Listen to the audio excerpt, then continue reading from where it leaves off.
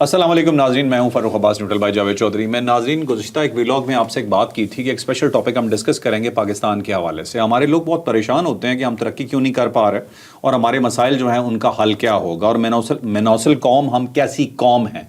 تو کچھ واقعات ہم نے پچھلے دنوں آپ کو اپنے ویلاگز میں بتائے تھے، جس میں ایک موٹر وے ریپ کیس بھی تھا کہ جس کے اندر بہت ہی بروٹلی 3 لوگوں نے اجتماعی زیادتی کی ایک خاتون کے ساتھ، اور پھر کچھ اور اس طرح کے واقعات ہوتے ہیں آئے دن ہمارے سامنے آتے ہیں کہ لوگ شارٹ کٹس لے رہے ہیں، ڈکیتیاں کرنا شروع ہو جاتے ہیں کچھ لوگ، اور یا نیگیٹو مینز استعمال کرنا شروع کر دیتے ہیں پیسے کمانے کے۔ کوئی بندہ یہ نہیں سوچتا کہ کوئی بہتر راستہ بھی ہو سکتا ہے، یا یہ ورڈ غلط ہوگا کہ کوئی نہیں سوچتا، کہ کچھ لوگ ایسا نہیں سوچتے اور وہ غلط رستوں پہ چل پڑتے ہیں۔ لیکن اوور آل یہ ایک ٹیم بلڈنگ ہوتی ہے، ایک نیشن بلڈنگ ہوتی ہے۔ تو اس کے حوالے سے ایک سوال ہم نے چھوڑا تھا، اس سوال کو آج ہم لے کے دوبارہ آپ کے سامنے آئے ہیں۔ یہ فقیر محمد صاحب کا سوال ہے جاوید چوہے صاحب سے۔ وہ پوچھتے ہیں کہ قوم سازی کس نے کرنی ہے اور کس کی ذمہ داری ہے؟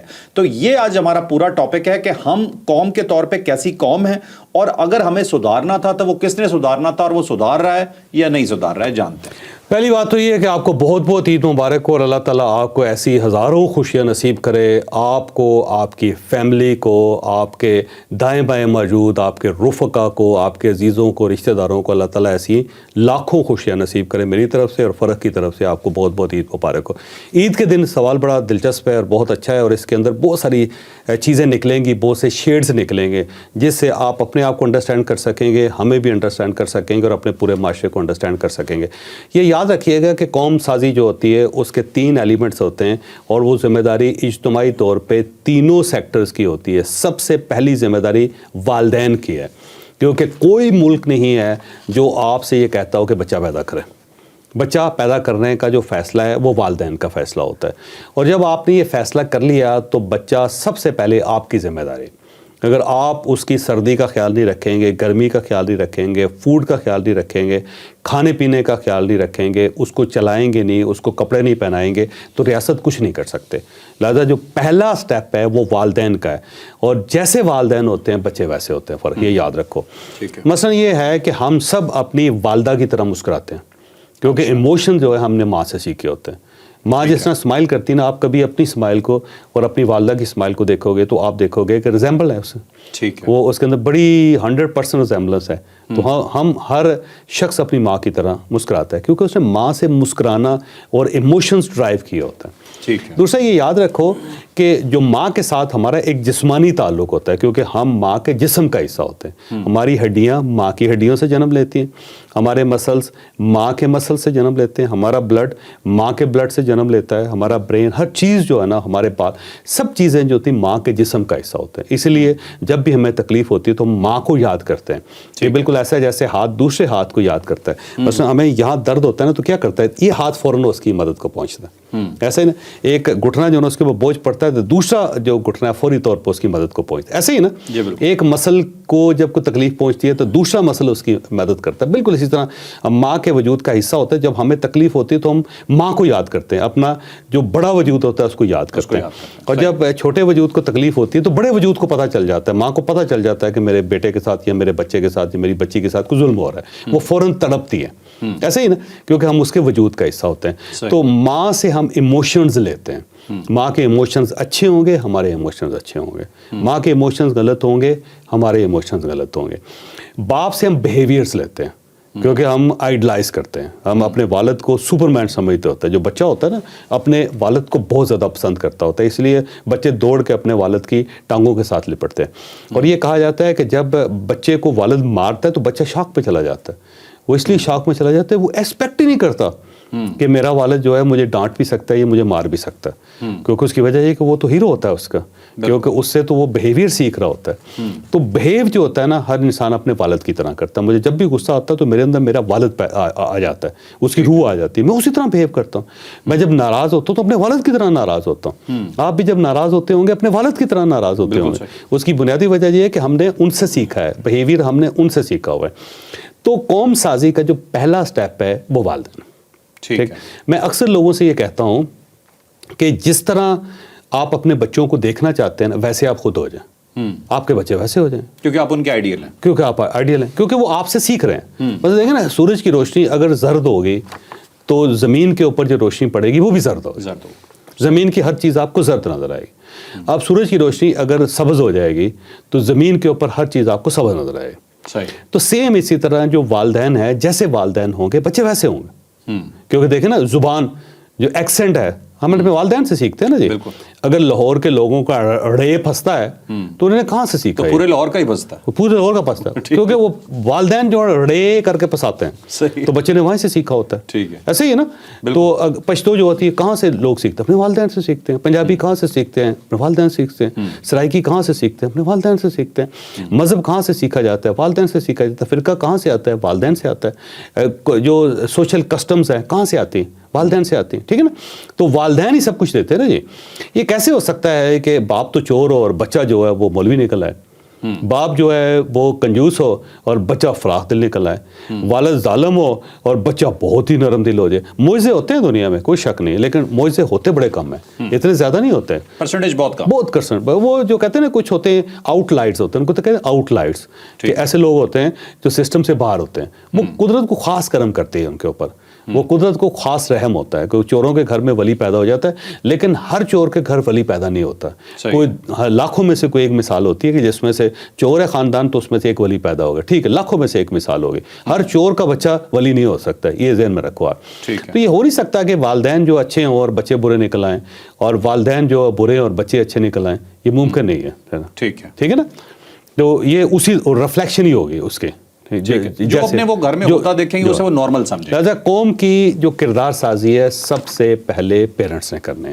ٹھیک ہے, میں بار بار آپ کو کہتا ہوں کہ جیسے آپ اپنے بچوں کو دیکھنا چاہتے ہیں ویسے آپ خود ہو جائیں, آپ کے بچے ویسے ہو جائیں. دوسرا کہ اگر آپ اپنے بچوں کا ماضی اچھا کرنا چاہتے ہیں, اپنا پریزنٹ اچھا کر لیں, کیونکہ جو ہمارا پریزنٹ ہے وہ ہمارے بچوں کا ماضی ہوگا. بالکل صحیح. کیونکہ اب میں اگر 50 سال کا ہوں اور میری ایک پوتی ہے, تو جو میرا پریزنٹ ہے وہ میری پوتی جو ہے اس کا پاسٹ ہے. پاسٹ, ٹھیک ہے. میرا پریزنٹ اچھا ہوگا تو اس کا پاسٹ اچھا ہوگا, میرا پریزنٹ برا ہوگا تو اس کا پاسٹ برا ہوگا. ایسے ہی نا, جب آپ اپنا پریزنٹ اچھا کر لیتے ہیں تو آپ کی جو اگلی نسل ہے اس کا پاسٹ اچھا ہو جاتا ہے. ہاں, کیونکہ جب وہ اپنے زمانے میں پہنچتے ہیں تو ان کے لیے یہ بہت اچھی یادیں ہوتی ہیں. کیونکہ دیکھیں نا 3 سٹیجز ہیں نا وقت کی, ماضی ہے, حال ہے, مستقبل.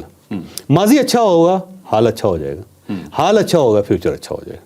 صحیح. یہ ایسا نہیں ہو سکتا کہ آپ نے ایک بیج بویا ہے اور جو بیج جب بویا ہے نگہداشت کی ہے اور ساری کاروائی اس کی ٹھیک ہے تو ظاہر تنا اچھا ہوگا. اب تنا اچھا ہوگا تو پھل بھی اچھا ہوگا.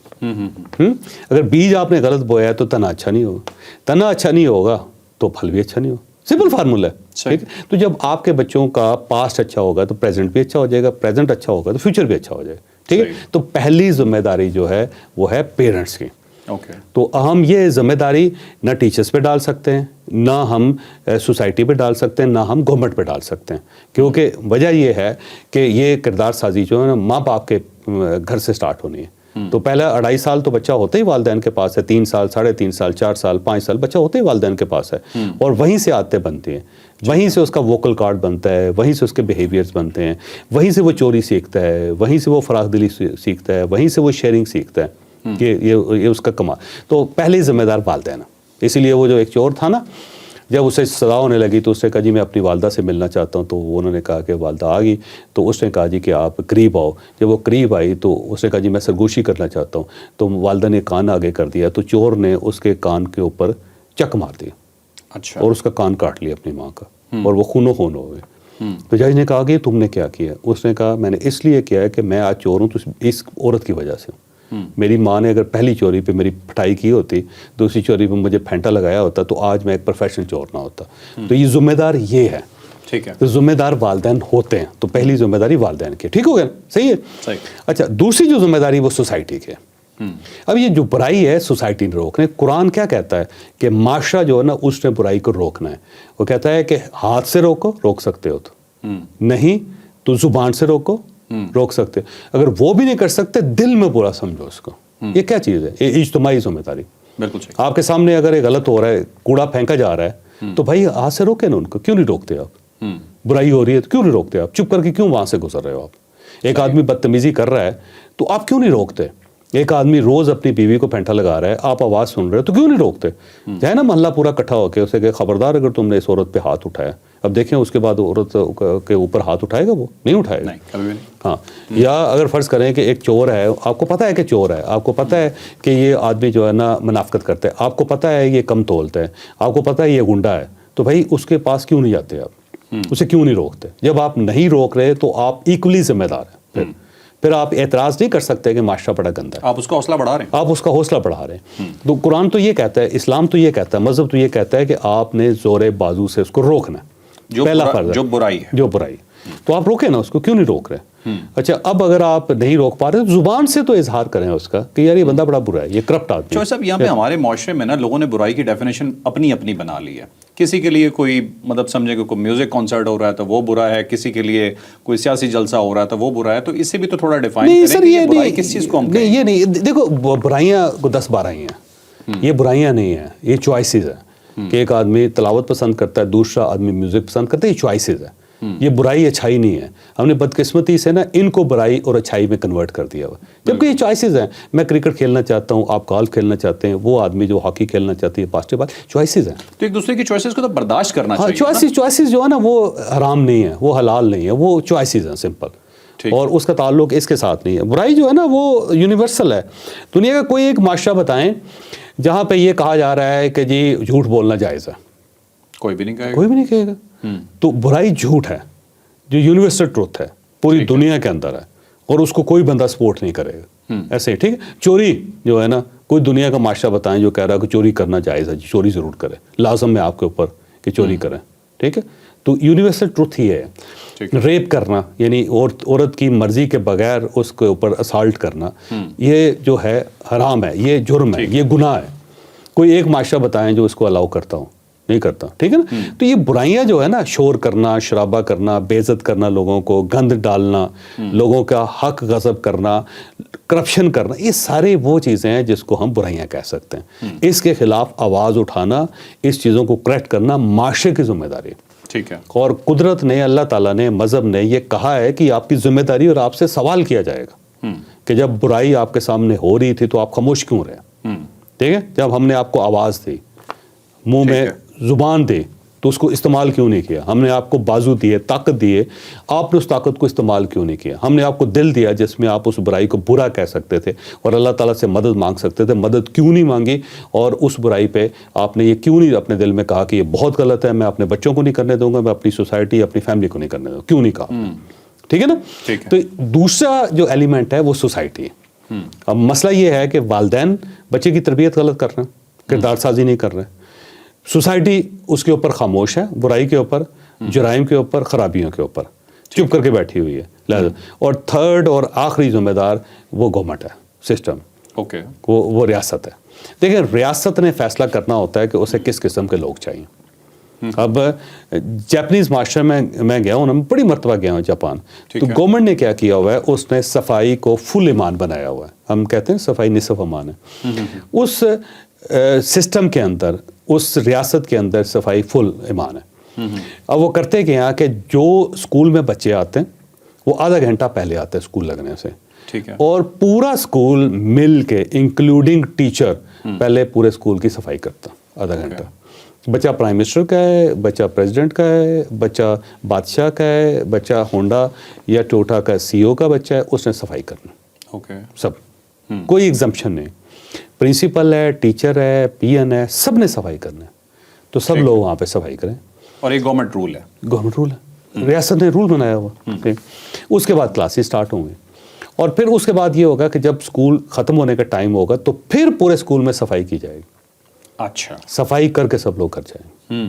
سیم اسی طرح آفس کے اندر جب ایک ان کا امپلائی آتا ہے تو 15 منٹ 20 منٹ پہلے آئے گا, آ کے اپنا ڈیسک صاف کرے گا, اپنی چیزیں ساری ترتیب سے لگائے گا, اور ہر چیز آرگنائز کرنے کے بعد ایگزیکٹ جو ٹائم ہے نا اس وقت وہ کھڑکی کھول دے گا, کام سٹارٹ کرتے ہیں. اور جو ہی کام اس کا ختم ہوگا, کلوزنگ ٹائم ہوگا, تو 15-20 منٹ لگا کے وہ اپنی صفائی کرے گا, چیزوں کو دوبارہ اٹھا کے اپنے ڈیسک پہ رکھے گا, وہاں سے یعنی الماریوں میں شفٹ کرے گا, اور سب چیزیں ساری لائٹیں آف کر کے ہر چیز بند کر کے گھر جائے گا. ٹھیک ہے. ٹھیک ہے. اور یہ انہوں نے کیا کیا ہے کہ اسٹیٹ نے ایک پرنسپل بنا دیا. پھر یہ ہے کہ ہر آدمی لائن میں چلے جائے گا, ایک ڈسٹنس رکھے گا. یعنی آپ اگر ٹوکیو میں جائیں نا تو وہاں پہ ایک ٹرین ہے جس کے اندر بہت زیادہ مسافر ہوتے ہیں, کیونکہ صبح آفس کا ٹائم ہوتا ہے. تو اس ٹرین کا کمال یہ ہے کہ اس کے اندر جو مسافروں کو بٹھایا جاتا ہے تو وہ دھکا دے کے نا پریس کر کے ان کو, جیسے کسی ڈبے میں لوگوں کو بھرا جاتا ہے, جیسے کسی کاٹن میں بھرا جاتا ہے, اس طرح کر کے کیا جاتا ہے. پھر دروازہ بند ہوتا ہے ٹرین کا. لیکن اس میں بھی کوئی آدمی کسی کے ساتھ ٹکراتا نہیں, کوئی آواز اس ڈبے میں سے نہیں آتی, سب لوگ خاموش ہو کے کھڑے ہوتے ہیں, کوئی آدمی کسی کو ڈسٹرب نہیں کرتا. تو یہ کیا ہے, یہ ایک نیشنل کریکٹر بلڈنگ ہے. اور امریکہ جو ہوتا ہے نا, امریکہ کے اندر ایک پرائڈ پیدا کیا جاتا ہے بچے کے. جب وہ بچہ پیدا ہوتا ہے تو اس کے سرہانے کے ساتھ امریکہ کا جھنڈا لگا ہوتا ہے اور اس کو بتایا جاتا ہے کہ امریکہ از سپر پاور. ٹھیک ہے, وی آر امیریکنس. ٹھیک. اور ٹرمپ کیا کہتا ہے, امیریکہ از بیک. ٹھیک ہے. تو وہ یہ جو ساری چیز ہے نا, یہ کیا ہے کہ اس کے اندر ایک پرائڈ پیدا کیا جاتا ہے کہ یو آر امیریکن. ٹھیک ہے. تو یو آر سپر مین. ٹھیک ہے. You are a super human being. ٹھیک. تو وہ اس کو کریٹ کر دیتے. چائنا جو ہے نا, اس نے ایک نیشنل بلڈنگ کی ہے کہ ہر آدمی کام کرے گا, کوئی شخص خالی نہیں بیٹھ سکتا. تو انہوں نے پوری قوم کو کام کرنے پہ لگا دیا. شوہر صاحب, میں یہاں چھوٹا سا آپ کو ایک اچھا, ویسے ایک اور چیز میں بات کرتا جاؤں, تو یہ جو فیلئر ہے وہ ریاست کا بھی ہے. ریاست کے پاس 25 کروڑ لوگ ہو گئے ہوئے. ریاست نے آج تک نہیں سوچا کہ ہم نے اس 25 کروڑ لوگوں کو کرنا کیا. کیا ہم نے ان کو ایک متحرک قسم کا مزدور بنانا ہے, ہم نے ان کو سائنٹسٹ بنانا ہے, ہم نے ان کو کاروبار بزنس مین بنانا ہے. ٹھیک ہے. ہم نے ان کو سپورٹس مین بنانا ہے. ہم نے کرنا کیا ہے. لوگ بڑھتے چلے جا رہے ہیں اور ریاست ابھی تک کنفیوژن سے ان کی طرف دیکھ رہی ہے. تو ریاست نے بھی کردار سازی نہیں کی. تو ریاست کا فیلئر ہے, سوسائٹی کا فیلئر ہے, اور ساتھ ساتھ ہم سب کا فیلئر ہے, فیملی کا فیلئر ہے. اس کا یہ نتیجہ نکل رہا ہے کہ پاکستان کرائم ریٹ میں نمبر 1 ہے پورے ملک کے اندر. قتل و غارت قریب میں دیکھ لیں, 57,000 کیس ہیں اس وقت قتل کے پاکستان کے اندر. 57,000. اچھا, دنیا میں نمبر 1 ہے اس میں, اس لحاظ سے. ٹھیک ہے.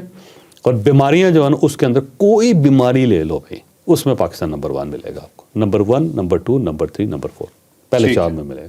اور یہ من حیث القوم ہی ہم اس طرح کے ہیں, اور یہ ماں باپ نے صحیح کردار ادا نہیں کیا, اگر ہم کلیئر ورڈز میں بولیں, سوسائٹی نے ادا نہیں کیا, اور نہ ہی گورنمنٹ نے. نہ گورنمنٹ, ریاست جو ہے, ہم کسی کو بھی مورد الزام ایک کو نہیں ٹھہرا سکتے, سب نے مل کے بیڑا رکھی ہے. مل کے بیڑا رکھی ہے. اچھا جو سر, میں آپ کو بتا رہا تھا, پچھلے دنوں ایک ڈاکومنٹری دیکھنے کا اتفاق ہوا. تو چائنا بہت دفعہ جا چکے ہوں گے, آپ نے شاید یہ اپنی آنکھوں سے چیز آبزرو کی ہو. وہاں پہ آفس آورس تھے, مطلب ٹائم سمجھے 9 to 5 کا کوئی ٹائم چل رہا تھا, اور بہت بڑا شہر تھا, انڈسٹریل ایریا تھا ان کا, اور پوری سڑک پہ کوئی گاڑی نہیں تھی. دوپہر 1-2 بجے کے ٹائم یا صبح سے لے کے شام تک سڑکیں خالی پڑی تھیں, کیونکہ سب لوگ آفس میں تھے. یار یہ بڑی دنیا میں دیکھا میں جب صبح 9 بجے ہوٹل سے باہر نکلتا ہوں یا 10 بجے نکلتا ہوں, آپ یقین کرو سنسان ہوتی ہیں سڑکیں.